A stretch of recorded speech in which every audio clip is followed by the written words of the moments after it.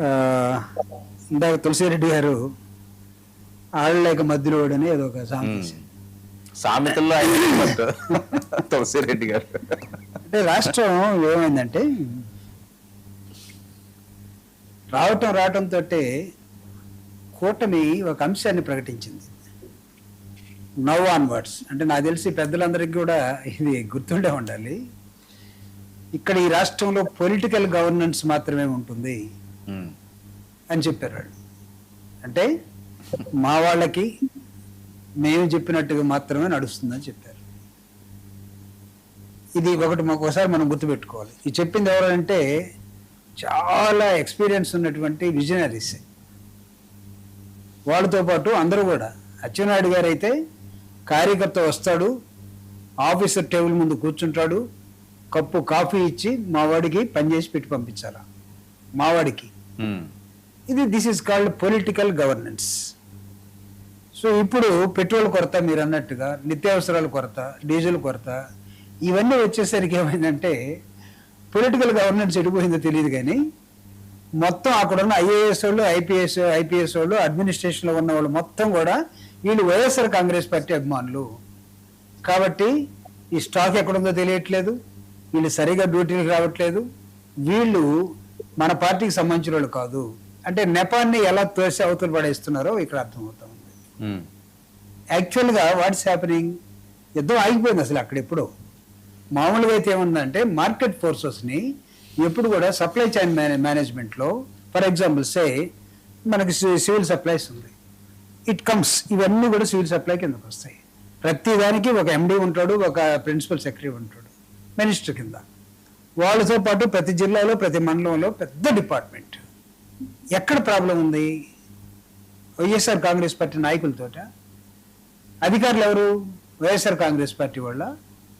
ఒకవేళ అదే నిజమైతే డిక్లేర్ చేయండి. అసలు అధికారులు మొత్తం రిక్రూట్ చేసుకోండి సపరేట్ ఐఏఎస్, ఐపీఎస్, యూపీఎస్ ఇంకోటి పెట్టుకొని, గ్రూప్ 1 ఇంకోటి పెట్టుకొని, తెలుగుదేశం పార్టీ లేదా కూటమికి సంబంధించిన వాళ్ళని వాళ్ళు మొత్తం రిక్రూట్ చేసుకోండి.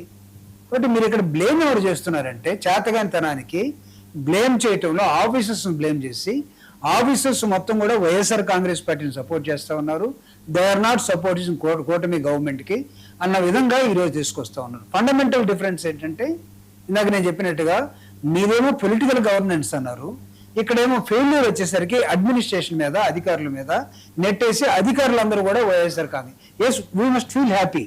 ఒకవేళ అధికారులందరూ కూడా వైఎస్ఆర్ కాంగ్రెస్ పార్టీ సింపథైజర్స్ అయితే బాగుందని మేము అనుకుంటాం. కానీ నేను కూడా ఒక బ్యూరోక్రాట్గా ఉండి బయటకు వచ్చాను కాబట్టి నేనేం కోరుకుంటానంటే bureaucrat is always a bureaucrat, he should act as a neutral officer. ఎవరున్నా సరే రాజకీయ పార్టీలు వస్తుంటాయి, పోతూ ఉంటాయి, కొంతమంది అధికారంలో ఉంటారు, కొన్నిసార్లు కొన్ని వాళ్ళు ప్రతిపక్షంలో ఉంటారు. But blaming officers is not correct this కూటమి గవర్నమెంట్.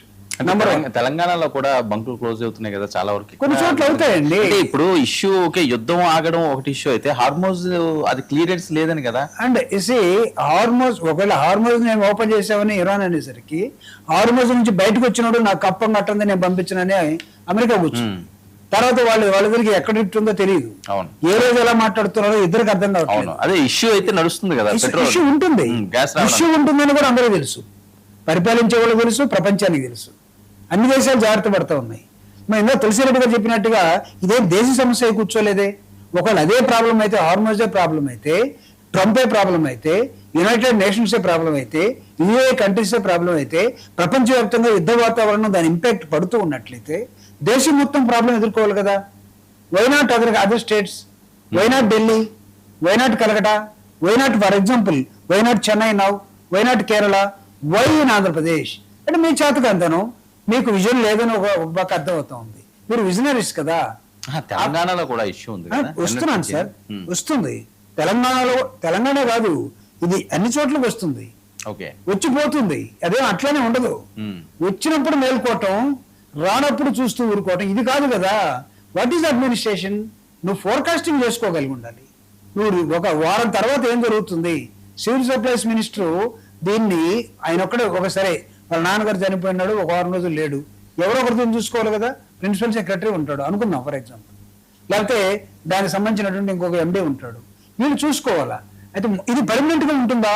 యుద్ధ వాతావరణం మీరు అన్నట్టుగా హైదరాబాద్కి వచ్చింది, దాని తర్వాత ఇది చెన్నై పోతుంది, ఆ తర్వాత బాంబే పోతుంది అని అనుకుంటూ పోదు, ఆటోమేటిక్గా సెట్ చేసుకుంటారు.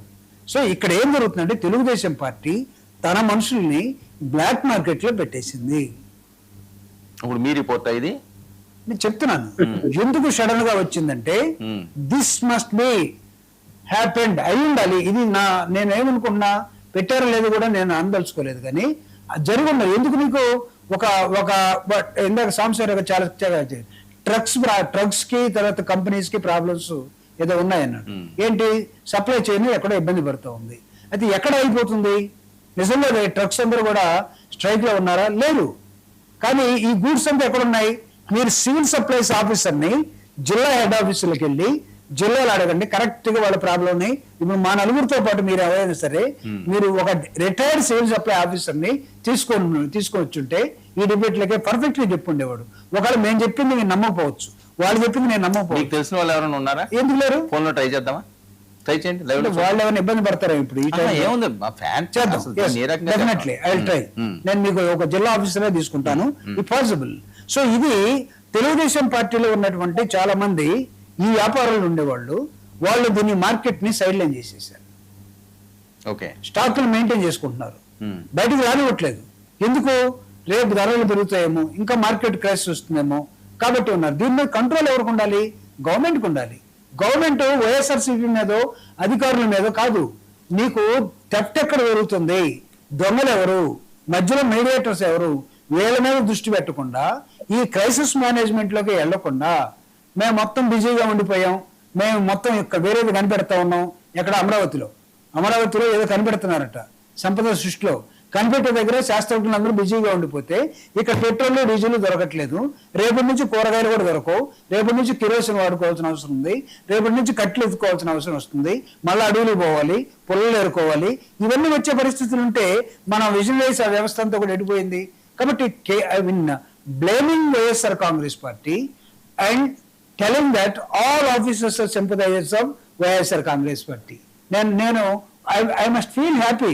ఆఫీసర్స్ మొత్తాన్ని మా వైపు నెట్టేస్తున్నారు అనుకోవచ్చు, కానీ ఆఫీసర్ అలా ఉండకూడదని నేను ఒక ఆఫీసర్గా పనిచేసి బయటకు వచ్చిన నేను కోరుకుంటా ఉన్నా. Officer should be officer like whether a political party ఉన్నా సరే ఉండాల్సిన అవసరం ఉంది. బట్ ఇక్కడ మీరు పొలిటిక్ చేసే క్రమంలో ఏం జరుగుతుందంటే ఆంధ్రప్రదేశ్లో క్రైసిస్ ని మీరు పొలిటిసైజ్ ఎందుకు చేస్తున్నారంటే మీ చేతకంతనం, మీ అడ్మినిస్ట్రేషన్, మీ మంత్రులు ఎక్కడున్నారు? అసలు ఇప్పుడు హాఫ్ ఏ డజన్ ఆఫ్ మంత్రులు ఎక్కడున్నారు ఈరోజు? There in Singapore, there in tour. Deputy మొత్తం సకల శాఖల మంత్రిగా పిలువబడైన ఎక్కడున్నాడు? Is missing. ఎక్కడున్నాడు ఎవరో తెలియదు. డిప్యూటీ సీఎం ఎక్కడున్నాడు? ఈ suffering with some disease now. ఎక్కడ?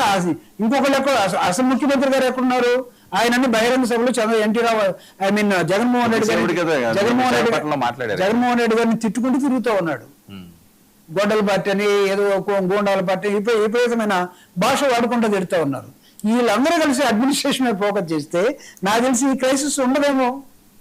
ఈజీగా మేనేజ్ చేయగలిగే వాళ్ళు హ్యాండిల్ చేయటంలో ప్రథములు తుఫాన్ని ఆపగలిగారు కదా. క్రైసిస్ మేనేజ్మెంట్ బస్సులో కూర్చొని మొత్తాన్ని అందరితోటి పరిగెత్తించి పనిచేయించే వాళ్ళు ఎందుకు ఇక్కడ ఇలా వెనకబడిపోయారు? తనిఖీల బండి గారు